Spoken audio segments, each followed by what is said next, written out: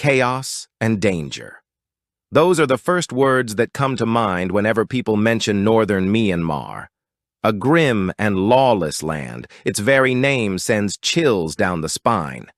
But if northern Myanmar is considered hell on earth, then there exists an even darker place, a place where human life has no value, where people are treated as mere goods to be bought and sold.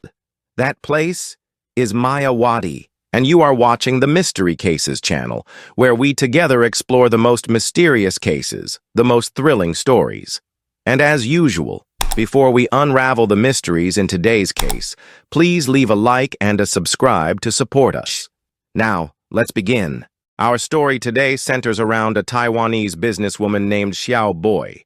One day, out of nowhere, she received a phone call from a friend. On the other end, her friend's voice trembled with fear. She was crying and said she had been sold to the Kaka region in Wadi. She was being held hostage, and her kidnappers were demanding a massive ransom. For those familiar with crime documentaries, Wadi is no stranger. Located in eastern Myanmar, it's the country's second-largest port city. Together with northern Myanmar, Wadi has earned the infamous title of the scam capital of hell. Xiao Boy, who had over 10 years of experience living and working near the Myanmar-Thailand border, acted quickly. With strong connections and a decent amount of savings, she gathered $170,000 in ransom money, contacted a local broker, and arranged to meet the kidnappers at the outskirts of the Kaka region. But when she arrived, something felt wrong. She waited 2 hours at the front gate. No one came. The uneasy feeling in her chest grew stronger. After begging and pleading, she was finally allowed to speak with the regional manager of the area. What he told her would shatter her completely. Your friend was already sold to a buyer from Dubai. He paid 5 times more for her organs just an hour before Xiao Boy's arrival. Her friend had been transported onto a medical vessel out at sea for the surgery. The moment she heard medical ship, Xiao Boy knew. Her friend was already gone. The so-called medical vessels floating off the coast of Myanmar carry the Red Cross emblem. From afar, they look like peaceful humanitarian aid ships, symbols of safety and rescue. But in reality, these ships are anything but sanctuaries. Once designed for emergency relief, they have since been transformed into floating black markets for organ trafficking. These vessels now serve as mobile operating rooms, completely off the radar and beyond international oversight. The ocean, vast and difficult to monitor, provides the perfect hiding place for these crimes. And in Wadi, these ships have become the epicenter of the illicit organ trade. While there are official legal channels for organ donations, demand far exceeds supply. Globally, over 1 million people wait each year for compatible transplants.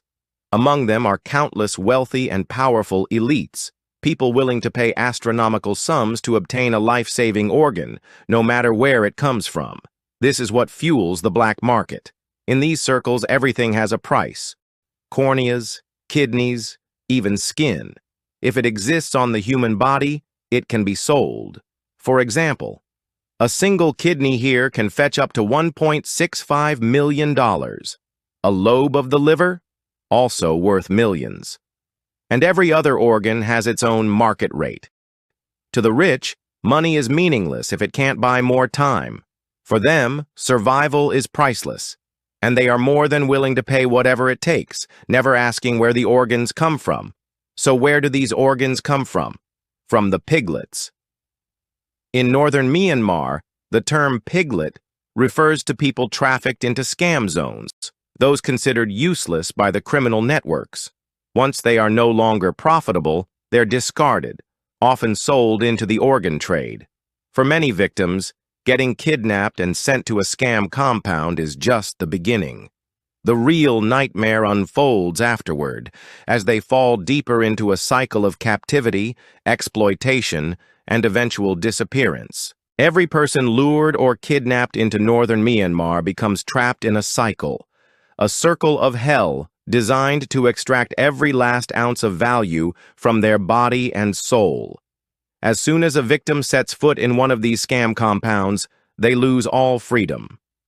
The brutal overseers don't even call them by name. They're referred to as dogs.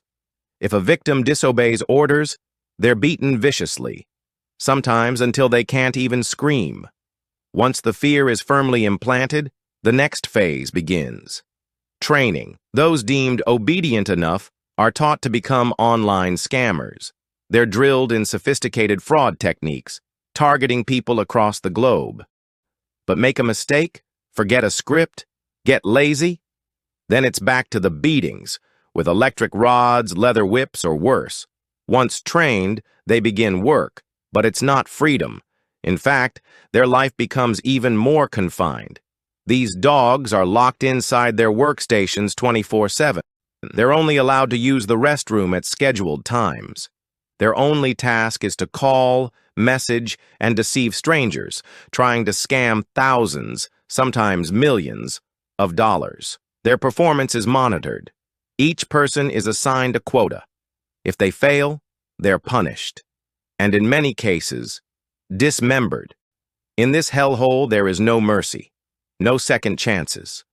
And while men are pushed to work and suffer, the fate of women is even more horrifying. Because women are rare in the compounds, they're seen as valuable meat for entertainment. Those who are young and beautiful are sent to the management's recreation zone. After they've been used and discarded, they're often sold off again to other buyers for further abuse. Those who resist, who are too stubborn or not pretty enough, are trained alongside average-looking girls, then thrown into the service halls to entertain external clients. Many of these women contract deadly diseases. Their lives are over before they even begin. But even that isn't the worst fate. Some might think death would be the end, but here, even after death, there's no peace. In northern Myanmar, even the worst horror isn't the end, because once a victim becomes useless, too disobedient, unable to scam, or no longer entertaining, they are sold off to Wadi. This is the final stop, the true point of no return. There, for hundreds of thousands of dollars, piglets are traded like meat. Once sold, some may briefly feel relief. At least for a moment, they're not being beaten. No more whips, no electric rods. But it's all a trap. As soon as a wealthy client somewhere in the world finds a match for their organ needs, the countdown begins. On one of the many Red Cross-marked ships, every single part of a victim's body has a price. Thin layers of skin, eyes, lungs, hearts, livers, kidneys, everything is cataloged. Everything is for sale. Deals are struck, often in minutes. When the price is agreed upon, the ship sails into open water, far from laws, far from rescue. And then the operation begins. But these aren't surgeries. These are butcherings. Before anything starts, the victim is tied to a surgical table. No anesthesia. Why? Because blood can be sold too. They're left conscious, forced to feel every cut, every incision. As their blood drains away, they slowly lose consciousness. Only then do the surgeons proceed. And once the operation is done, they're not buried. They're not given peace. Their lifeless bodies are dumped into the sea like trash. No prayers, no mourning, no name. Even with all the horrifying rumors, many still fall into the trap, thinking they'll be the lucky ones, that they'll escape. They believe the promises of easy money and quick success, but they don't realize Myanmar's blood-soaked history has made these lands predestined to devour dreams. Northern Myanmar is covered by vast mountains and jungles, home to dozens of ethnic groups. Its rugged terrain and fractured communities have bred conflict for generations. Even after Myanmar gained independence in 1948, civil wars never stopped. Ethnic militias clashed with the government constantly. Amid the chaos, warlords seized power, and with normal business impossible, they turned to darker industry. First came drugs and illegal arms. But when that market tightened due to international pressure, they sought new revenue.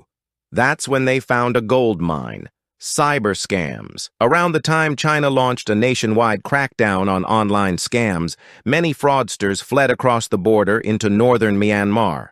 Why? Because this region speaks fluent Chinese, shares similar customs, uses Chinese telecom networks, and most importantly, is a lawless gray zone with no real government oversight. Local warlords saw opportunity and seized it. They struck partnerships with scam syndicates, offering land, security, and protection. In return, the profits would be split. Thus began a dark alliance. The cybercrime networks exploded.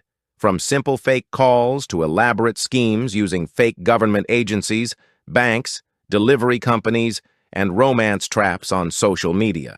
Scammers were bringing in billions of yuan every year. But warlords wanted more, and so, with zero regard for human life, they opened the gates to the organ trade. While northern Myanmar became an industrial-scale scam zone, Wadi rose as the world's darkest marketplace for human body parts. Every year, countless victims from China, Thailand, Laos, and beyond fall into this black hole. Once they enter, escape is nearly impossible. Wadi is not just a place. It is a symbol of evil and inhuman greed, a place where humanity is stripped bare in the name of profit. And now, to anyone listening, a warning. There is no such thing as free money. Behind every promise of easy wealth, there may be a trap soaked in blood. Only through honest work can you build something that lasts.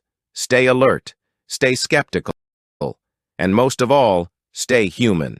Thank you for watching Mystery Case. We hope today's story reminds you just how dangerous the world can be when greed overtakes humanity. Till next time, stay safe and stay sharp. Goodbye.